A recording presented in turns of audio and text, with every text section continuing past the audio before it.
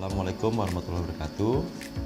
Saya Dr. Muhammad Bayu Sahadewa, spesialis ortopedi dan traumatologi.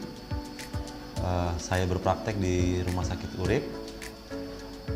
Sekarang saya ingin coba untuk menjelaskan tentang penyakit yang bernama osteoartritis, atau kalau di orang awam atau masyarakat menyebutnya sebagai pengapuran sendi. Jadi sebenarnya osteoartritis itu adalah proses kerusakan pada sendi yang diakibatkan beberapa hal. Yang paling banyak adalah proses penuaan.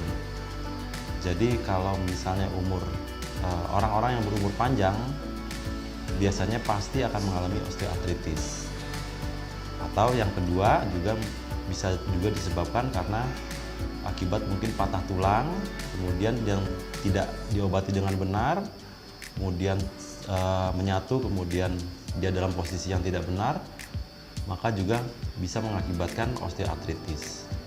Dan juga yang paling juga penting adalah osteoartritis dapat disebabkan oleh obesitas atau terlalu gemuk badannya.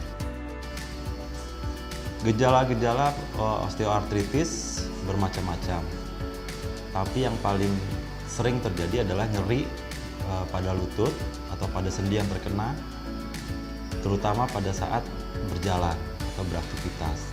Tetapi juga ada gejala lain seperti sendinya menjadi kaku, kemudian bengkak, dan juga susah untuk digerakkan. Yang perlu diketahui juga adalah osteoartritis ini berbeda dengan asam urat ataupun penyakit rematik pada sendi atau radang sendi. Yang sering terjadi adalah pasien menganggap bahwa semua sakit lutut itu adalah radang sendi ataupun rematik ataupun karena asam urat. Yang sering terjadi adalah pasien datang ke praktek menganggap atau didiagnosis di tempat lain bahwa dia mengalami asam urat sehingga dia mengurangi konsumsi sayur, buah-buahan. Akibatnya justru akan memperparah osteoartritis karena biasanya karena tidak makan sayur, kemudian aktivitas dikurangi, maka berat badannya bertambah. Maka proses osteoartritis atau pengapuran sendi makin bertambah parah.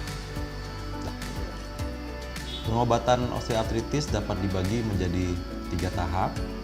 Tahap pertama adalah modifikasi gaya hidup seperti mengurangi berat badan, kemudian olahraga yang teratur, olahraga ringan yang teratur, kemudian juga mulai menjalani pola hidup sehat seperti kurangi merokok, tidak minum alkohol yang dapat mempercepat proses osteoartritis. Kemudian selain dari modifikasi gaya hidup, juga dilakukan pengobatan dengan obat-obatan anti nyeri, anti radang, dan pengobatan lain.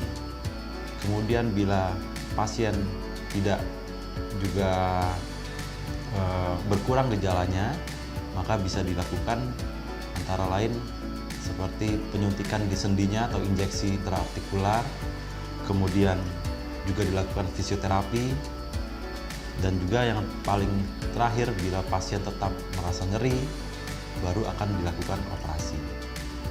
Demikian sekilas tentang osteoartritis.